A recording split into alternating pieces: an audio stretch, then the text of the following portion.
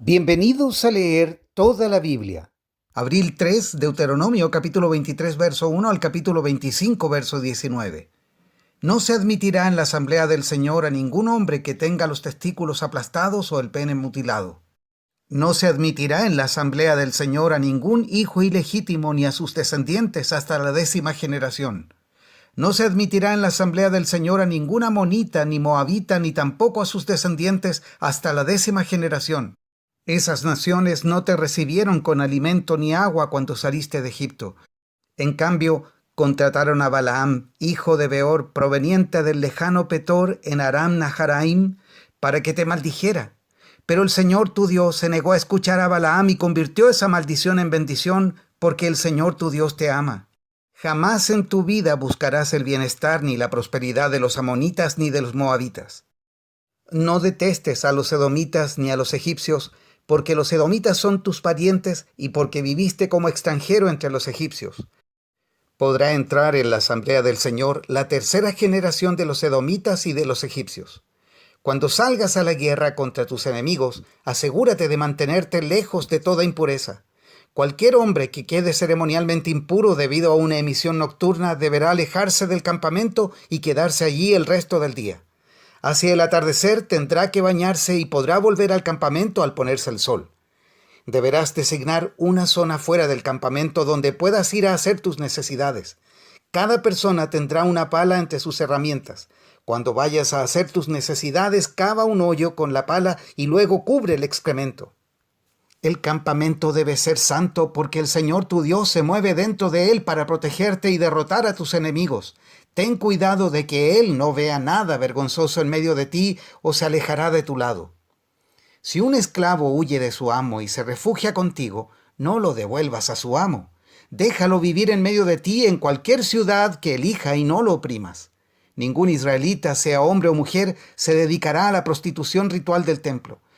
Para cumplir con un juramento, no lleves a la casa del Señor tu Dios ninguna ofrenda que provenga de la ganancia de un hombre o de una mujer que se haya prostituido, pues ambos son detestables al Señor tu Dios. No cobres intereses por los préstamos que le hagas a otro israelita, sea que le prestes dinero, alimento o cualquier otra cosa. Puedes cobrar intereses a los extranjeros, pero no les cobrarás a los israelitas para que el Señor tu Dios te bendiga en todo lo que hagas en la tierra donde estás a punto de entrar y que vas a poseer. Cuando hagas un voto al Señor tu Dios, no tardes en cumplir lo que le prometiste, pues el Señor tu Dios te exige que cumplas todos tus votos sin demora o serás culpable de pecado. Sin embargo, no es pecado abstenerse de hacer un voto. Pero una vez que voluntariamente hagas un voto, asegúrate de cumplir lo que prometiste al Señor tu Dios.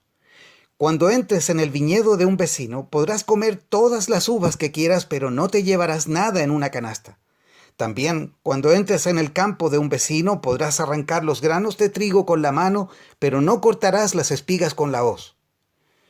Supongamos que un hombre se casa con una mujer, pero ella no le agrada. Resulta que él encuentra algo reprochable en ella. Entonces le escribe una carta de divorcio, se la entrega y la echa de su casa.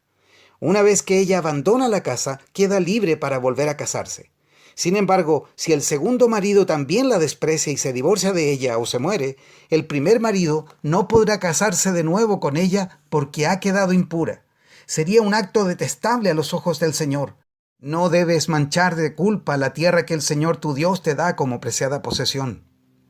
A un hombre recién casado no se le debe reclutar para el ejército ni se le debe asignar alguna otra responsabilidad oficial. Debe estar libre para pasar un año en su casa haciendo feliz a la mujer con la que se casó. Está mal tomar un conjunto de piedras de molino, ni siquiera la piedra de arriba, como garantía por un préstamo que hayas hecho, porque el dueño las necesita para ganarse la vida. Si alguno secuestra a otro israelita y lo trata como esclavo o lo vende, el criminal deberá morir. De ese modo limpiarás la maldad que haya en medio de ti. En todos los casos relacionados con enfermedades graves de la piel, asegúrate de seguir las instrucciones de los sacerdotes levitas. Obedece todos los mandatos que les di. Acuérdate de lo que el Señor tu Dios le hizo a Miriam cuando saliste de Egipto. Si le prestas algo a tu vecino, no entres en su casa para tomar el objeto que tiene que darte como garantía. Debes esperar afuera hasta que él entre y te lo traiga. Si tu vecino es pobre y te da su abrigo como garantía por un préstamo, no retengas la prenda durante la noche. Devuélvela a su dueño antes de que caiga el sol para que pueda abrigarse durante la noche y te bendiga, y el Señor tu Dios te considerará justo. Jamás te aproveches de los obreros pobres y desamparados, ya sean hermanos israelitas o extranjeros que vivan en tu ciudad. Debes pagarles lo que les corresponde al final del día, antes de que caiga el sol, porque son pobres y cuentan con esa paga para vivir. De lo contrario, ellos podrían clamar al Señor en tu contra, y tú serías culpable de pecado.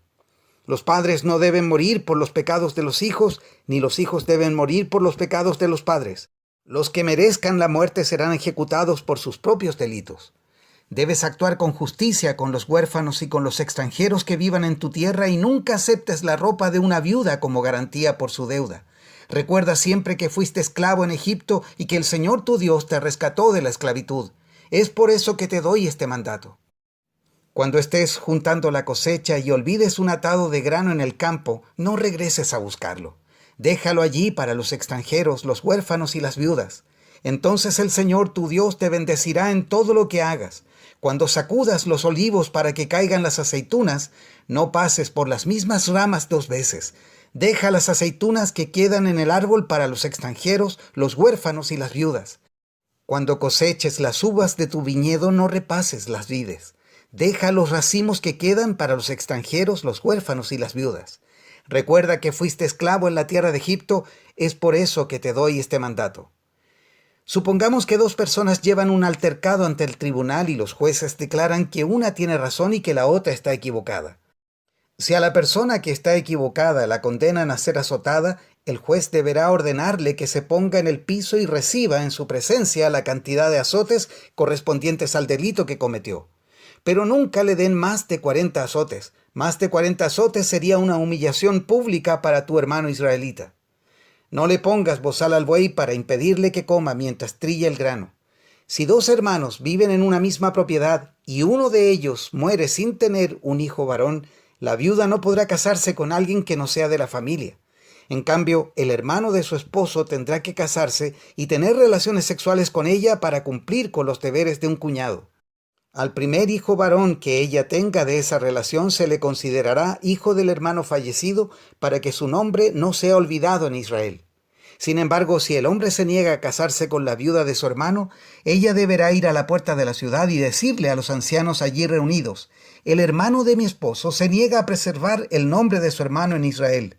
Se niega a cumplir con los deberes de un cuñado al no casarse conmigo. Entonces los ancianos de la ciudad lo llamarán y hablarán con él. Si aún así se niega y dice: no quiero casarme con ella, la viuda se acercará a él en presencia de los ancianos, le quitará la sandalia del pie y le escupirá la cara. Luego declarará: esto es lo que le pasa a un hombre que se niega a darle hijos a su hermano. A partir de entonces todo Israel se referirá a su familia como la familia del hombre al que le quitaron la sandalia. Si 2 israelitas se enredan en una pelea y la mujer de uno de ellos trata de rescatar a su marido agarrando al otro hombre de los testículos, tendrás que cortarle la mano. No le muestres compasión. Usa balanzas exactas cuando tengas que pesar mercadería y que tus medidas sean completas y legítimas. Así es, usa siempre pesas y medidas legítimas para que disfrutes de una larga vida en la tierra que el Señor tu Dios te da. Todo el que engaña con pesas y medidas falsas es detestable a los ojos del Señor tu Dios. Nunca te olvides de lo que los amalecitas te hicieron cuando salías de Egipto. Te atacaron cuando estabas cansado y agotado e hirieron de muerte a los más débiles que se habían quedado atrás. No tuvieron temor de Dios.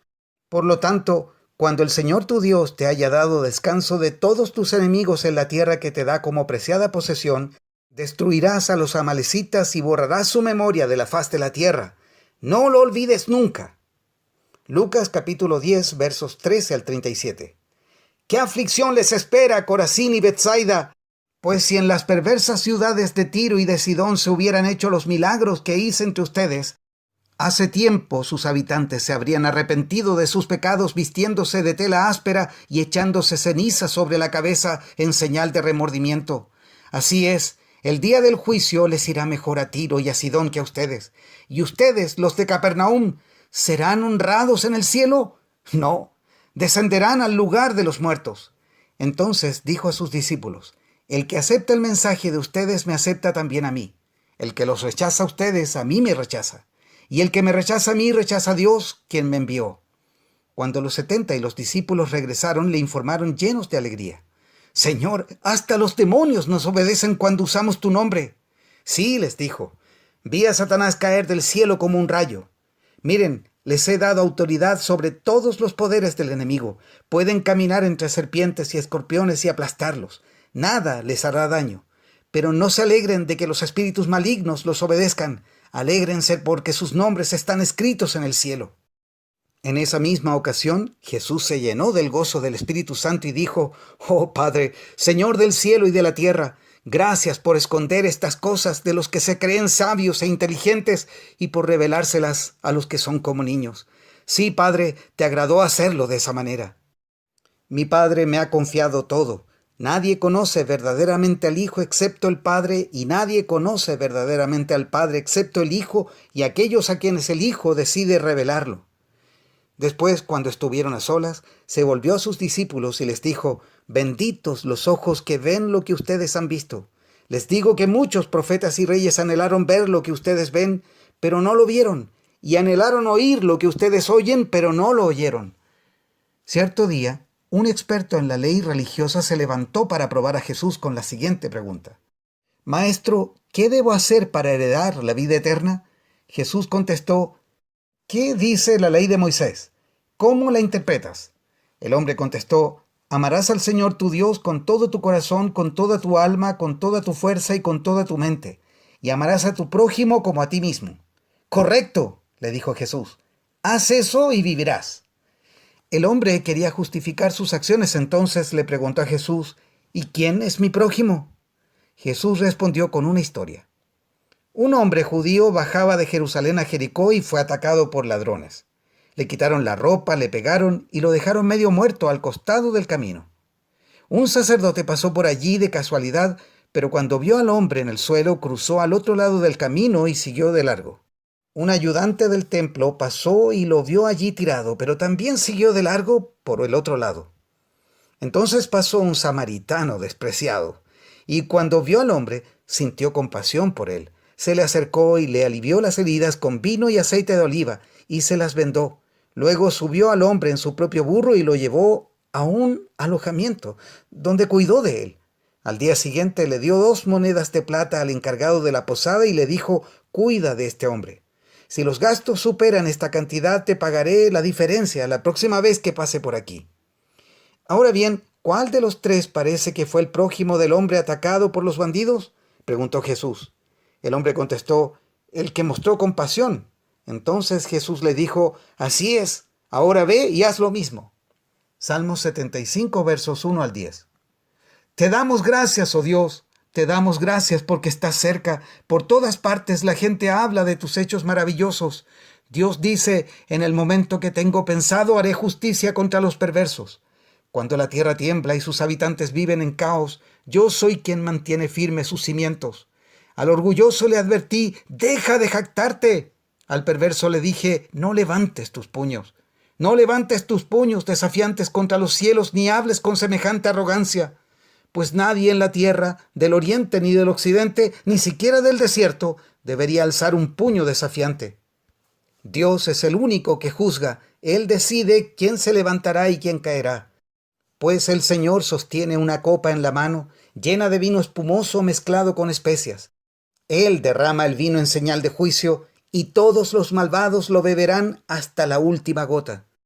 En cuanto a mí, siempre proclamaré lo que Dios ha hecho. Cantaré alabanzas al Dios de Jacob, pues Dios dice: quebraré la fuerza de los malvados, pero aumentaré el poder de los justos. Proverbios 12, versos 12 al 14. Cada ladrón envidia el botín del otro, pero los justos están bien arraigados y dan su propio fruto. Los perversos quedan atrapados por sus propias palabras, pero los justos escapan de semejante enredo. Las palabras sabias producen muchos beneficios y el arduo trabajo trae recompensas. Hasta aquí la lectura de hoy.